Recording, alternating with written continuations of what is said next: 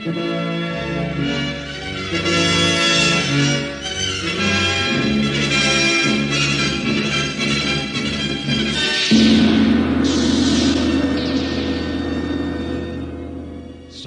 Cerita mempersembahkan Sabda Pandita Ratu.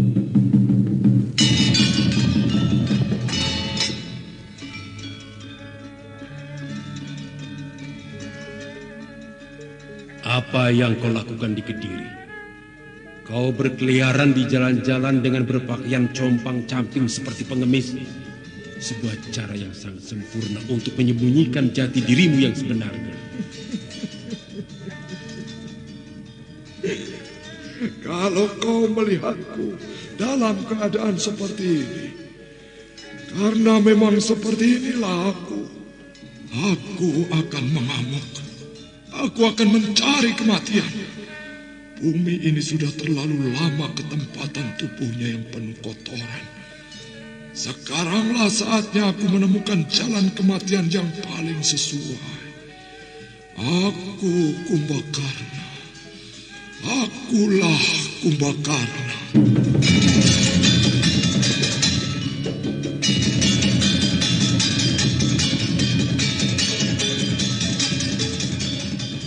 Sabda Pandita Ratu, sebuah kisah penuh dilema, tragedi cinta anak manusia, perebutan tahta, mabuk harta dan duniawi, serta silaunya kehormatan, di mana keangkara murkaan merajalela karena dendam yang membara. Kisah ini berlatar belakang berdirinya Singasari. Ken Arok, dialah pemuda yang merekuk pahit getirnya kehidupan. Namun sebenarnya, dialah yang harus melaksanakan sabda-sabdanya. Perjalanan sengsaranya adalah awal untuk meraih keberhasilan, untuk menuju kejayaannya di saat Singasari berdiri. Apakah cita-citamu itu, Ken Umang? Aku ingin mengubah nasibku. Aku bosan dengan kehidupanku selama ini yang terlunta-lunta, akrab dalam pelukan kemelaratan. Kadangkala aku berangan-angan, aku adalah seorang istri dari Patih. Bahkan lebih gila lagi, aku berangan-angan, andai kata aku adalah seorang permaisuri, maka akan terhapus semua masa silamku, terhapus lenyap, tidak bersisa semua kenangan buruk yang kumiliki. Itulah cita-citaku, Kakang Ken Arok. Bagaimana dengan kau, Kakang? Aku ingin menjadi seorang raja.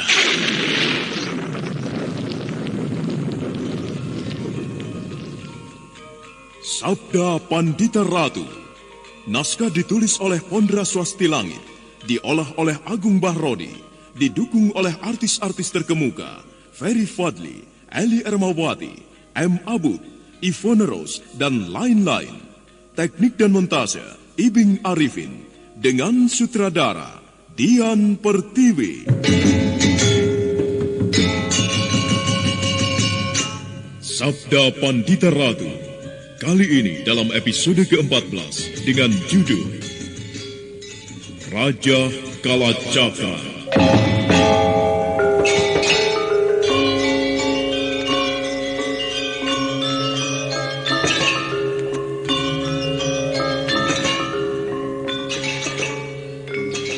Dalam seri ke-395 ini, dengan para pemain, Ferry Fadli sebagai Kamaswara, Jumalis sebagai Juru Sungging, Ajeng Atmakusuma sebagai Rahastri Kandi, Tatok sebagai Panci Parasu, Margaret sebagai Kensiwi Nareswari, Ashari sebagai Panci Garit, Haris sebagai Tukang Satang, dan Asdi Suhastra, pengantar cerita.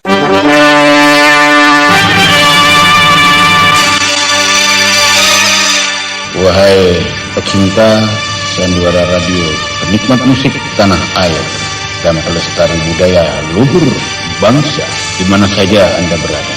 Bagi Anda pecinta sandiwara radio sejati, tentu tidak asing lagi dengan suara khas saya ini.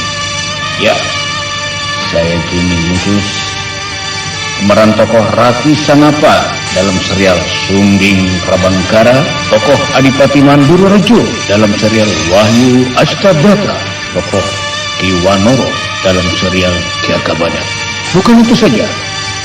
Dalam serial Misteri Mimi Pelet dan Titisan Dewi Sambernyawa, Anda akan dapat temukan suara saya, luhur dan apik khasana budaya, kiranya tidak layak untuk tidak dilestarikan.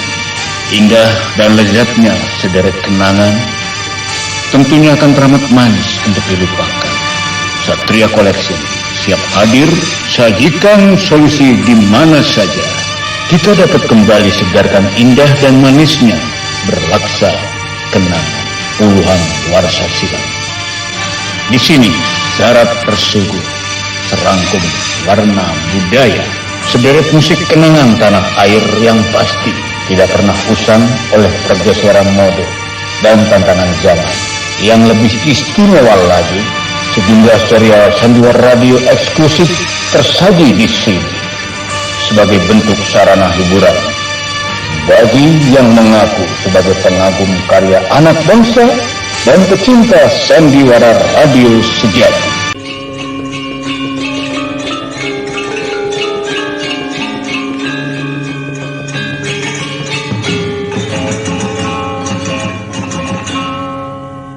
Kemunculan Kamaswara bersama Ki Jurusungging itu benar-benar membuat Rahastri Kandi dan Ken Siwi meledak gembira. Mereka segera beranjak bangkit dan berlari menubruk Kamaswara. Dengan tawa lebar dan gembira, Kamaswara mendekap Rahastri Kandi dan Ken Siwi. Dan dengan senyum cerah pula, Panji Garit dan Panji Parasu bangkit berdiri. Ki Jurusungging memilih diam menyaksikan adegan itu.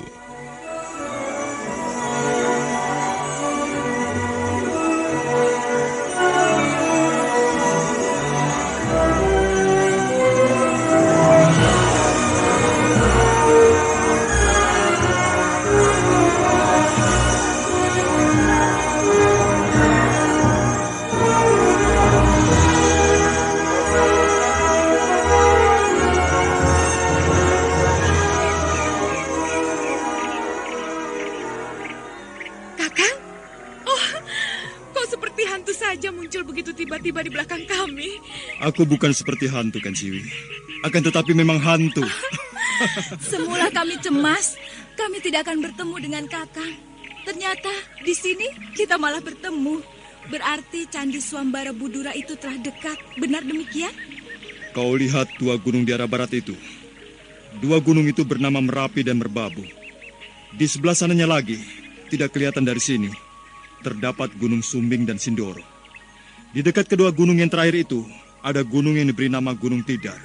Tidak jauh dari Gunung Tidar itulah Candi Swambara Budura berada. Apa kabarmu, Adi Panji Parasu? Pangestumu, aku baik, Kakang. Syukurlah, aku merasa gembira melihatmu lagi. Demikian juga dengan aku, Kakang Kamaswara. Bagaimana pula dengan kau, Panji Garit? Berkat pangestumu, Kakang, aku dalam keadaan sehat. Istrimu sudah hamil? Belum, Kakang. Aku belum ingin hamil. Kenapa? Pokoknya aku belum ingin hamil. Baiklah. Kalian semuanya, mari aku perkenalkan dengan seorang sahabatku. Ini, Ki Jurusungging. Pertemuan itu menjadi pertemuan yang sangat menggembirakan. Mereka kemudian saling menukar cerita. Dengan gamblang Rahastri Kandi dan Ken Siwi Nareswari menceritakan semua pengalamannya, mulai dari saat meninggalkan bumi Belambangan sampai ke tempat itu. Sebaliknya, Kamaswara juga menceritakan apa yang telah terjadi dan dialaminya. Bagi Kamaswara dan Ki Jurusungging, cerita tentang pasetran Gondomayit yang telah diobrak-abrik oleh Pinaka Swasti Ratu sangat menarik perhatiannya. Setelah mendengar cerita kalian semuanya, sekarang aku tidak begitu cemas lagi. Paling tidak aku telah tahu kemana arah yang ditempuh oleh Pinaka. Dan aku akan segera menyusulnya. Karena dimanapun ia berada, perempuan bermata tiga itu tentu akan selalu mencari kesempatan untuk membunuhnya. Benar, Kakang. Uma Durga tentu tidak akan mendiamkan apa yang terjadi di persembunyiannya itu. Yang aku cemaskan, Uma Durga akan menyusul pula ke Paralingga. Jika Pinaka melahirkan bayinya di sana, tentu saat itu adalah saat yang paling rawan baginya. Uma Durga akan menggunakan saat itu untuk membunuhnya. Jalan laut. Kenapa dengan jalan laut? Untuk sampai di Paralingga secepatnya adalah dengan melalui jalan laut. Apakah tempat ini dekat dengan laut? Ada sebuah bengawan tidak jauh dari tempat ini. Bengawan yang sangat panjang sekali dan akan bermuara di bumi Gresik. Dari Gresik bisa dilanjutkan berlayar ke timur menuju Paralingga. Aku kira perjalanan itu akan lebih cepat sampai di tujuan. Bagaimana dengan kita, Kakang Panjigarit? Mengapa dengan kita? Aku ingin melihat candi itu. Tentu sebuah candi yang megah. Jika ingin menyaksikan candi itu, tentunya kita akan berpisah. Kau ingin menyaksikan candi itu? Rahastri Kandi sangat menginginkannya. Candi itu memang benar-benar sebuah candi yang luar biasa. Candi yang sangat megah dan indah. Sebenarnya rugi bagi kalian semuanya. Sudah sampai di sini tetapi tidak menyaksikan candi itu. Kakang membuatku penasaran saja. Sebaiknya kita dengarkan saja pendapat Kakang Kameswara. Apakah yang harus kita lakukan? Apakah kita tetap melanjutkan perjalanan untuk menyaksikan kemegahan candi itu atau kita kembali saja? Aku ingin melihat candi itu. Aku juga. Rugi. Sampai di sini tidak menyaksikannya. Baiklah. Kalian berempat boleh melanjutkan perjalanan. Tetapi kalian harus berhati-hati. Temuilah seorang sahabatku yang bernama Bresima. Ia seorang wasi yang pada saat ini tengah menunggui candi itu. Katakan bahwa kau semua adalah keluargaku. Kemudian, jika kalian telah merasa puas, kalian harus menyusul ke Paralingga. Jangan melewati daratan, tetapi melewati laut. Dari Swambara Budura kalian berjalan lurus ke arah utara melintasi lereng Sindoro dan Sumbing. Kalian akan sampai di laut. Dari sana kalian berlayar menuju Paralingga. Jelas? Jelas, Kakang. Sekali lagi pesanku, berhati-hatilah. Kalian pernah menjadi tawanan Uma Durga. Aku mengira perempuan bermata tiga itu tidak akan merelakan kalian lepas begitu saja. Perbincangan itu masih terus berlanjut, hingga matahari merambat semakin siang dan bahkan kemudian bergeser sore. Setelah pertemuan yang terjadi itu, sebenarnya terasa sangat berat untuk mereka berpisah. Matahari telah condong ke arah barat ketika Kameswara melambaikan tangan perpisahan kepada Ken Siwi dan rombongannya.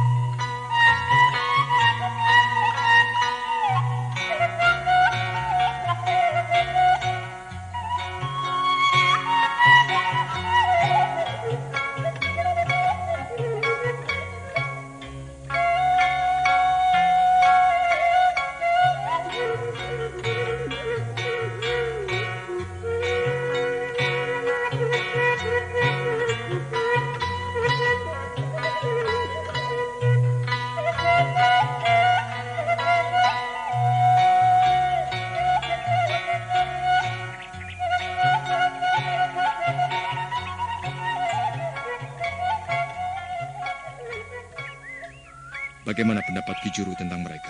Ya, pemuda-pemuda yang baik. Sedang masa depan mereka masih panjang. Mereka orang-orang yang sangat dekat denganku, Ki Juru. Sangat dekat. Aku bahkan pernah mencintai keponakanku sendiri, Rahastri Kandi. Yang disebut keponakan adalah hanya sekedar sebuah sebutan. Ia orang lain. Demikian juga dengan Ken Siwi. Ketika ia tahu bahwa aku bukan kakak kandungnya, ia bahkan berani mencoba mencintaiku.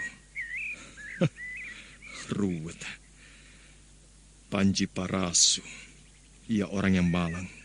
Karena anak dan istrinya mati di semenanjung Sembulungan. Karena diterkam kabut setan. Nampaknya ia menjalin hubungan dengan Ken Siwi. Aku senang dengan hubungan mereka. Semoga jadi. Dan pemuda yang seorang laki. Mereka menjadi suami istri melalui sebuah perjodohan yang rumit. Perkawinan yang membutuhkan pengorbanan sangat besar.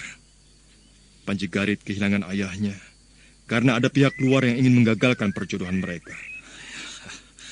Nampaknya mereka bahagia. Mereka telah menemukan pasangan hidup masing-masing. Kaulah yang justru harus bertanya pada dirimu sendiri, Kameswara. Bagaimana pendapat Ki Juru jika aku mengawini kakakku sendiri?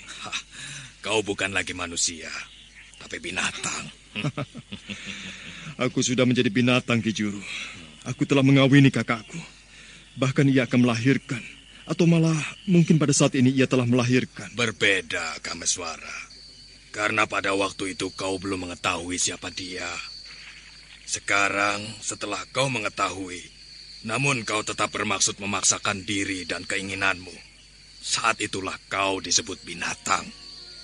Oh, mari kita lanjutkan perjalanan ke juru.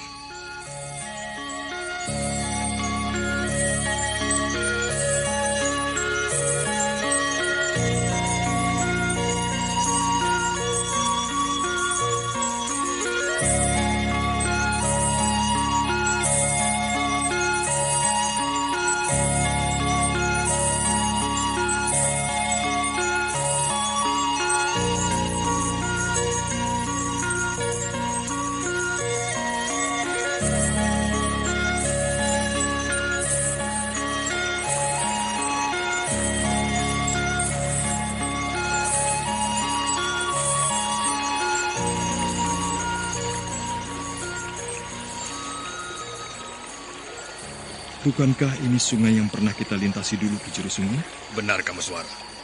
Namun kita melintas di bagian sana, di arah hilir. Dari sini hingga ke muara diperlukan perjalanan beberapa hari lamanya. Apakah ada orang yang bersedia mengantarkan kita dengan menggunakan perahunya? Kita bisa memberikan upah yang sesuai untuk jerih payah mereka. Kita ke arah hilir. Di sana ada tukang sata. Mari. Bengawan yang kelak di kemudian hari akan terkenal dengan sebutan Bengawan Solo itu mengalirkan airnya dengan tenang, air yang jernih hingga ikan yang cukup besar nampak berenang di dalamnya. Namun manakala hujan tiba, Bengawan itu akan menjadi sebuah kekuatan yang ganas, banjir yang mampu memporak-porandakan apapun. Tidak berapa lama setelah Kameswara dan Ki Jurusungging berjalan ke arah hilir, maka sampailah mereka di tempat penyeberangan.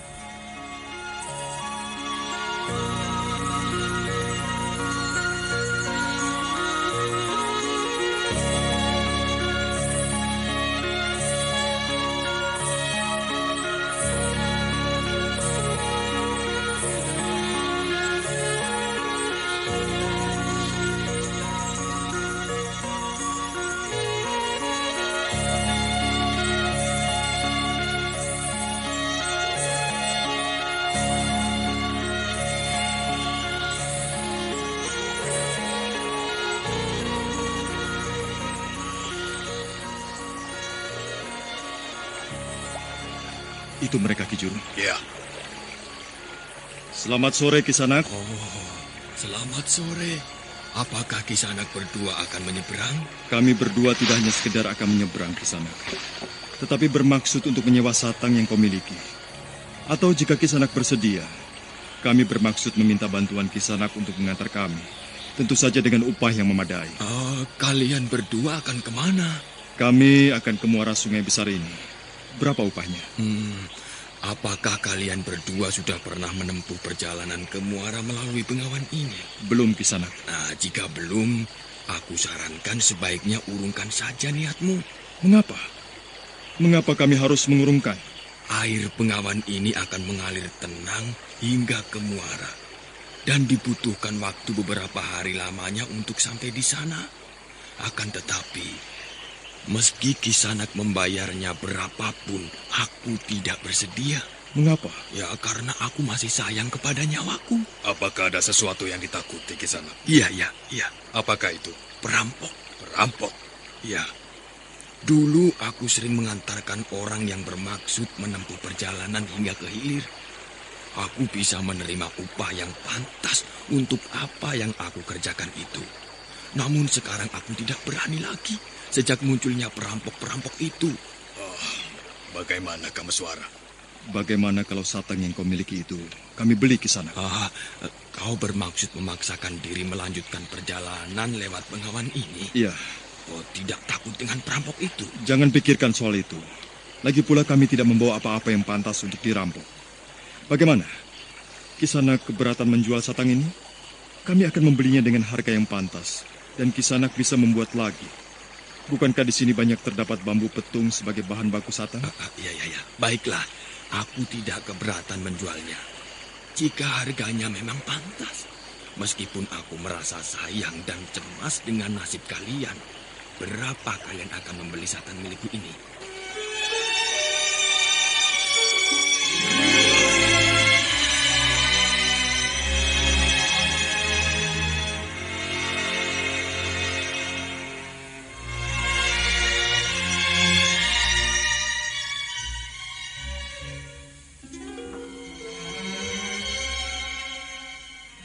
Tawaran Kamaswara atas satang yang terbuat dari bambu itu ternyata memang cukup tinggi, hingga pemiliknya tidak keberatan rakit itu dibeli. Bahkan keuntungan dari penjualan rakit atau satang itu bernilai beberapa hari pekerjaannya. Dan ketika senja semakin merambat ke arah petang, rakit itu kemudian melaju hanyut oleh aliran air. Kamaswara memegang galah bambu yang cukup panjang untuk mengendalikan arah rakit.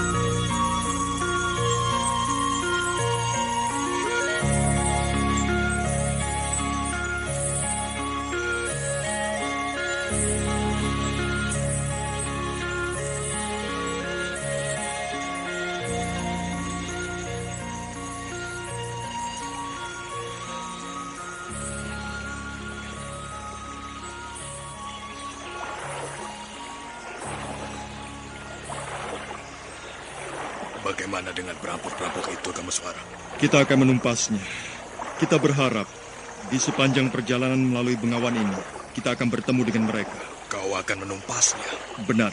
Oh, maksudmu, kau akan membunuhi mereka? Oh, tentu tidak. Aku akan membuat jera mereka agar tidak mengulangi lagi perbuatan yang tidak terpuji itu. Iya. Gelap telah datang. Apakah kita tidak perlu beristirahat? Atau akan begadang semalaman? Silakan Ki Juru tidur lebih dulu. Nanti tengah malam Ki Juru menggantikan hingga saat fajar pagi tiba. Jika kita tidur semua, arah rakit ini tidak akan terkendali.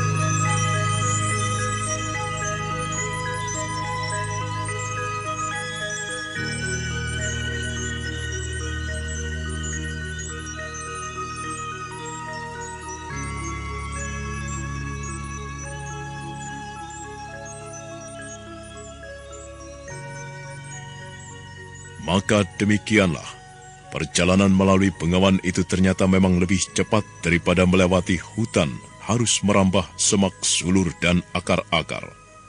Air yang terus mengalir membawa rakit bergerak, sementara penumpangnya tidak terlampau banyak kehilangan tenaga. Kamaswara benar-benar berusaha meresapkan perjalanan malam itu. suara-suara binatang hutan, lengkingan harimau, atau teriakan liar kera dan binatang lainnya berbaur menjadi satu. Ada kalanya perjalanan itu harus menembus kabut tebal keputih-putihan, serasa akan menembus ke dunia lain.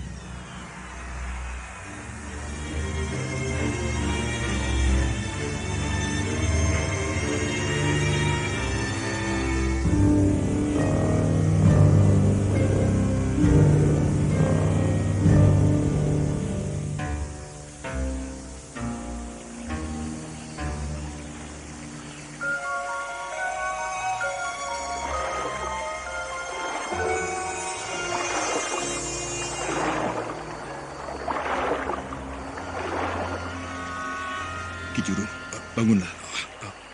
Ada apa? Diamlah. Ada apa, Kameswara? Aku melihat di depan ada perapian. Mungkin perampok-perampok yang dimaksud oleh tukang satang itu. Mana? Aku tidak melihatnya. Tadi kelihatan. Sekarang tertutup pepohonan. Nanti sebentar lagi akan kelihatan lagi.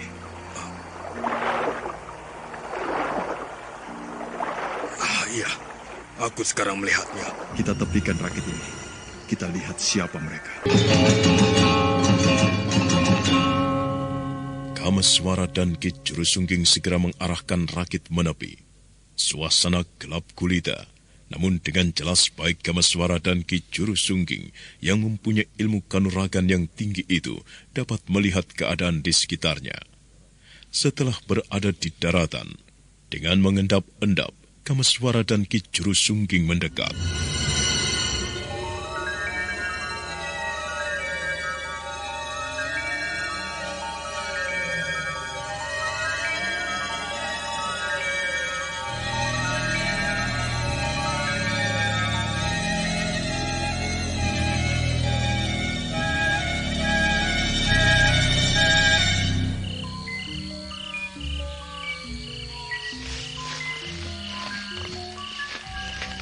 Sebuah perapian dikelilingi oleh 3 orang lelaki berwajah garang. Nampaknya mereka perampok-perampok yang disebut-sebut oleh tukang satang itu. Ada beberapa buah gubuk. 1, 2, 7. 7 buah gubuk. Jika semua gubuk itu terisi, paling tidak 2 atau 3 orang, maka jumlah orang-orang itu tentu tidak lebih dari 15 orang. Iya. Menilik gubuk-gubuk itu, mereka memang menggunakan tempat itu sebagai persembunyian. Benar, Kameswara. Karena mereka berada di tempat ini, menyebabkan perjalanan melalui Bengawan menjadi tidak aman. Mereka pasti merampok di wilayah yang cukup luas, dan kemudian membawa hasil rampokannya ke tempat ini. Oh, aku mendengar perempuan. Perempuan? Ya, isak tangis. Kurang ajar. Mereka bukan saja merampok, tetapi juga menculik gadis-gadis untuk pemuas nafsu mereka. Apa yang kita lakukan?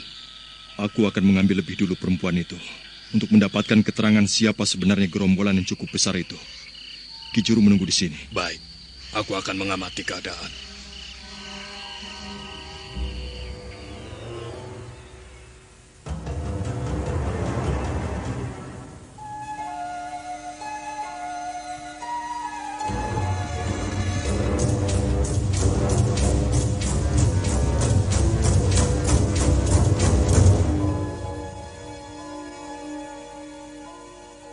Gesit bagaikan kucing, langkahnya tidak terdengar sama sekali. Kameswara menyelinap di antara gubuk-gubuk, mencari arah suara tangis perempuan yang lamat-lamat dan tersendat-sendat. Akhirnya Kameswara sampai di sebuah gubuk yang paling besar. Oh, dari gubuk ini. Laknat gila, berdebah, iblis. Kameswara yang sudah menduga apa sebenarnya yang telah terjadi, mengumpat di dalam hati, menyaksikan apa yang ada di dalam gubuk itu. Seorang lelaki brewok berdada penuh bulu, dengan bekas luka di kening, tidur mendengkur dengan tidak berpakaian sama sekali. Sementara di dekatnya, seorang perempuan yang masih terlampau muda, diikat pada sebuah tiang, juga tidak berpakaian sama sekali. Perlahan Kameswara membuka pintu gubuk itu.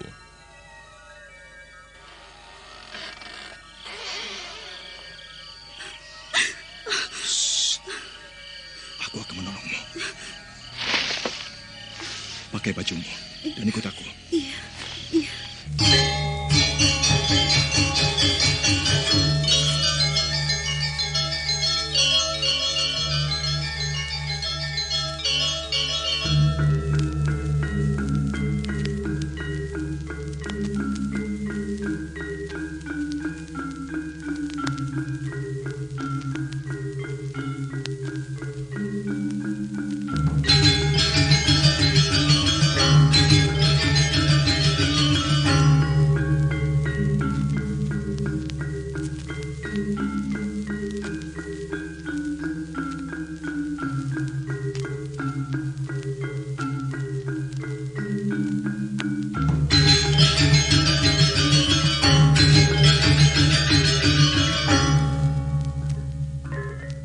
Dengan gugup perempuan yang masih muda usia itu segera berpakaian, Kamaswara kemudian menuntun perempuan itu keluar. Sesaat Kamaswara melirik pada lelaki brewok yang tidur lelap. Ada dorongan untuk berbuat sesuatu atas dirinya, namun Kamaswara berpikir belum saatnya. Kamaswara kemudian membawa gadis malang itu ke tempat persembunyian Ki Jurusungging.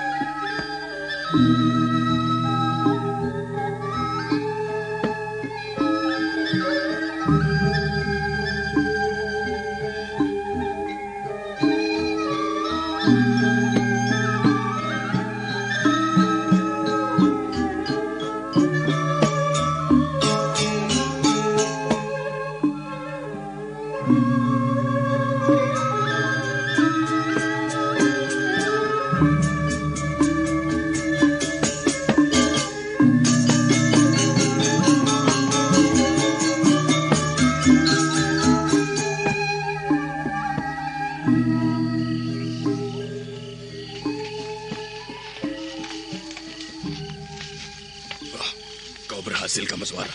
Seperti yang kau lihat, Ki Juru. Namamu siapa? Namaku. Jangan gugup. Aku bermaksud menolongmu. Namamu siapa? Sancari, Tuan. Namamu Sancari? Ya, benar, Tuan. Nampaknya kau telah mengalami perlakuan yang sangat buruk dari gerombolan perampok itu. Benar. Tolonglah saya, Tuan. Telah beberapa hari ini, saya berada di sini. Saya harus memuasi nafsu pimpinan perampok itu. Lebih baik saya mati. Tunggu. Kau jangan berputus asa begitu. Aku tahu kau sangat terpukul oleh apa yang telah kau alami. Tetapi itu tidak berarti harus kau tebus dengan kematian. Di mana kau tinggal? Di desa Randu Asri, Tuan. Desa Randu Asri? Di arah mana itu? Hilir, Tuan.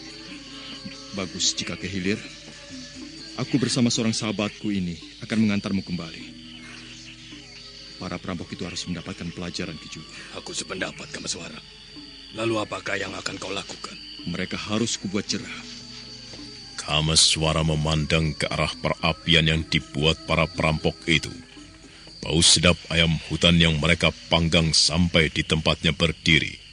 Tetapi wajah pimpinan perampok yang berjambang lebat bertubuh besar bagaikan raksasa hitam menyeramkan itu membuat Kamaswara mengambil keputusan untuk membuat mereka jera. Ada apa ini? Apa maksudmu? Mengapa menjadi terang benderang seperti ini? Lihat, kebakaran! Kebakaran! Kebakaran! Bangun semuanya! Kebakaran! Kebakaran! Bangun! Bangun!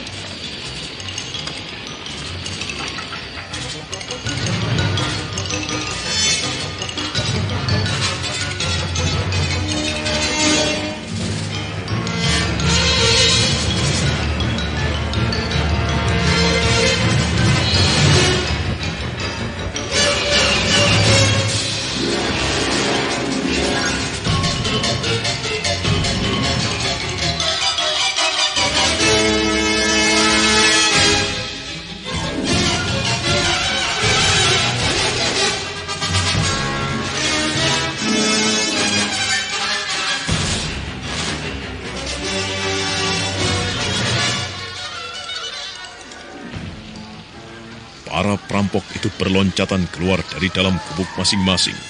Mereka tidak tahu apa sebenarnya yang telah terjadi, tetapi satu persatu gubuk-gubuk mereka terbakar. Api seolah hidup, demikian ia berkobar menyala-nyala.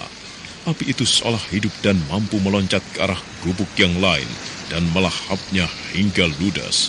Tidak ada seorang pun yang tahu bahwa saat itu Kameswara yang telah melenyapkan diri dalam lindungan Aji Panglimunan telah membakari semua gubuk yang ada.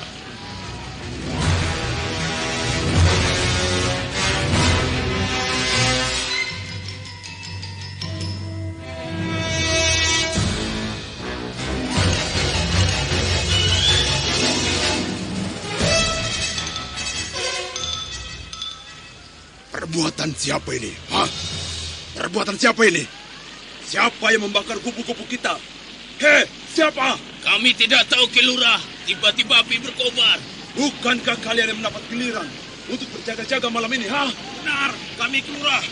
Siapa yang membakar gubuk, ha? Kalian tidak tahu? Maaf, Ki Lurah, maaf. Kami tidak tahu. Tahu-tahu api berkobar dari gubuk yang paling ujung di sana itu, Ki Lurah. Api itu aneh, Ki Lurah. Ia seperti hidup, mampu meloncat dari gubuk ke gubuk yang lainnya. Omong kosong. Tidak ada api yang bisa meloncat-loncat. Siapa yang berbuat ini? Hah? Ayo jawablah. Siapa yang telah berbuat dan mencoba berurusan dengan macan Japang?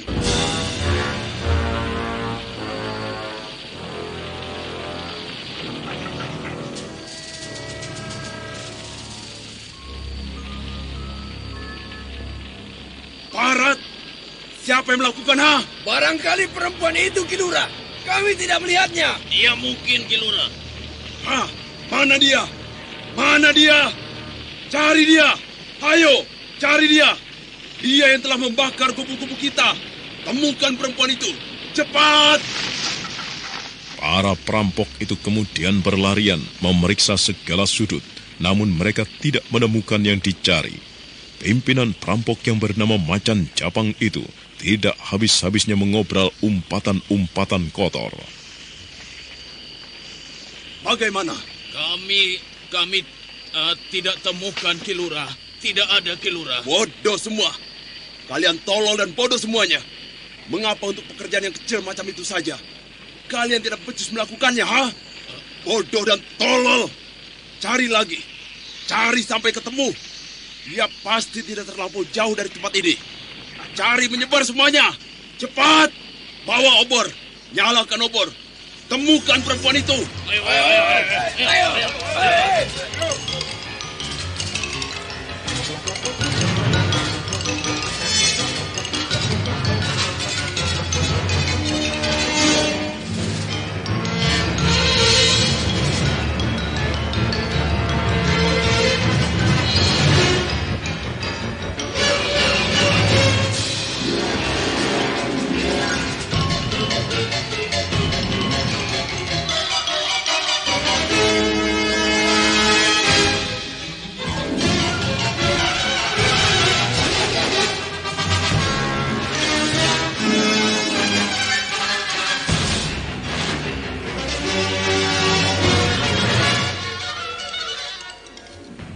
Perintah itu tidak perlu diulang lagi. Gerombolan perampok itu segera menyalakan obor.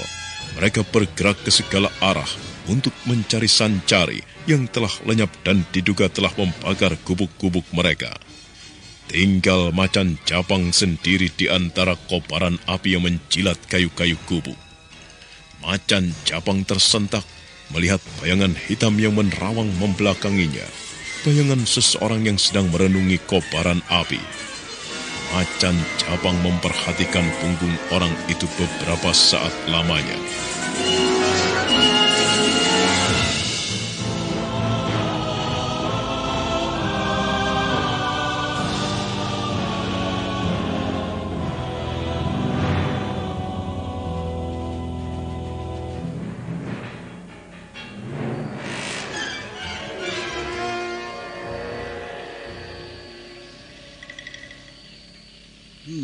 Siapa dia?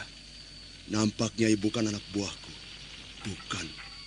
Anak buahku tidak ada yang bertubuh seperti itu. Siapa dia?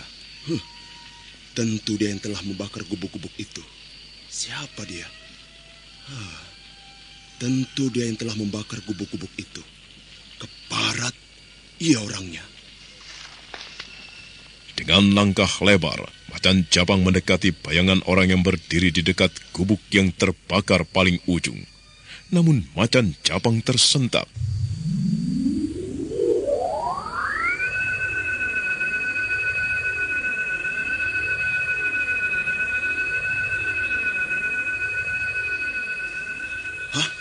Mana dia?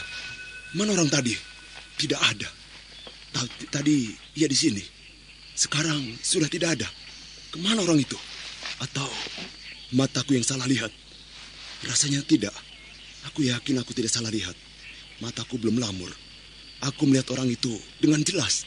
Tetapi mana dia? Kemana orang itu? Siapa yang kau cari, Kisanak?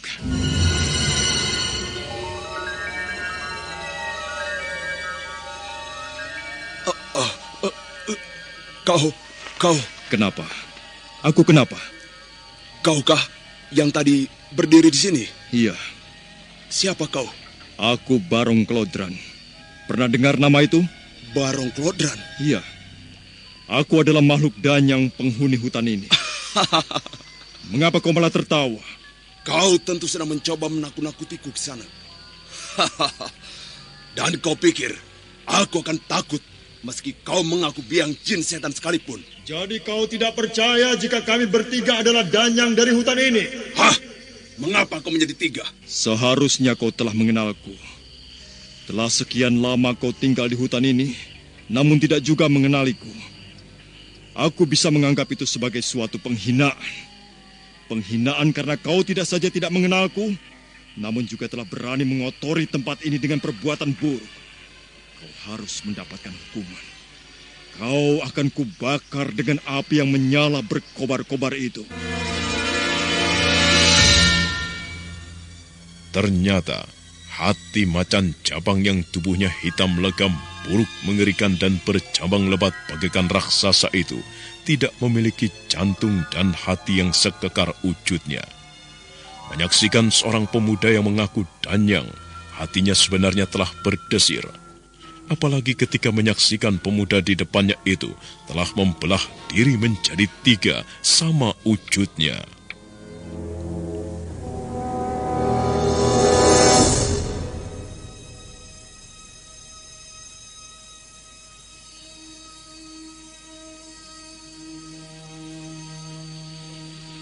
Kau tidak percaya bahwa kami bertiga adalah danyang yang menghuni hutan ini? Apa perlu cara yang lain? Misalnya kami bertiga akan membawamu. Tunggu. Mau apa kau menemuiku? Aku harus membawamu ke suatu tempat. Oh, jangan. Ayo!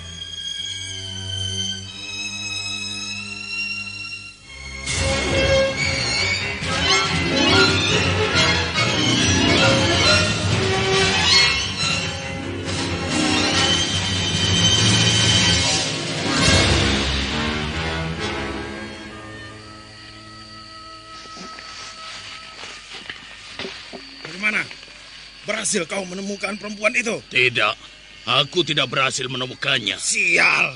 Kemana perempuan itu ya? Nekat sekali dia mencoba melarikan diri. Dikiranya akan selamat. Kalau tidak menjadi santapan harimau, boleh memilih menjadi santapan seekor ular sawah yang sebesar pohon kelapa yang meluncur dari dahan. Hei! Yang lain! Perempuan itu ketemu apa belum?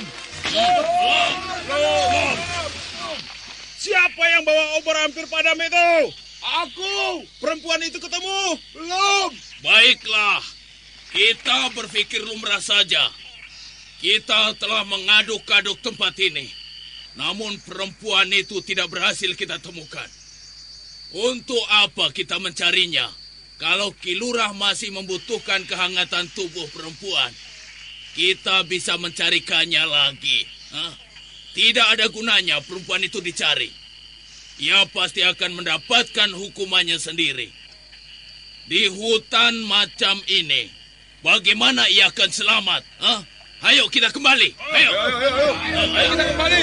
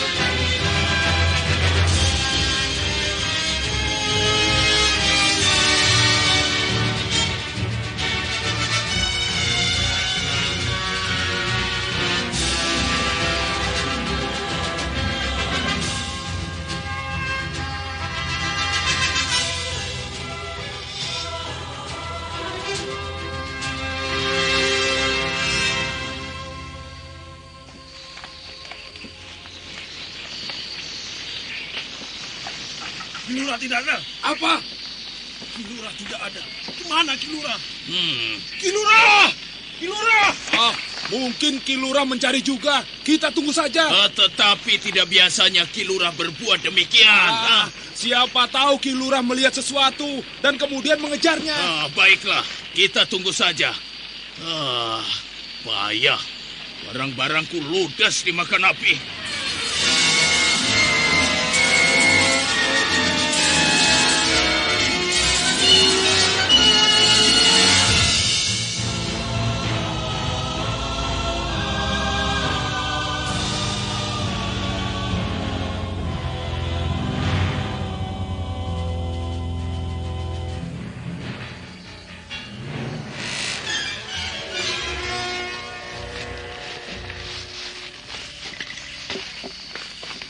Apa yang akan kau lakukan kepadaku? Kami akan menghukummu.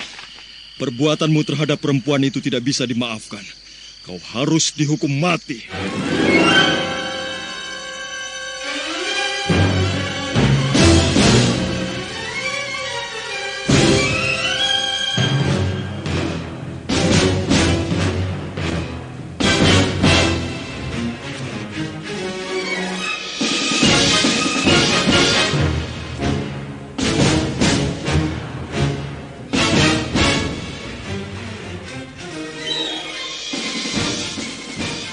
Nah, bagaimana kisah selanjutnya?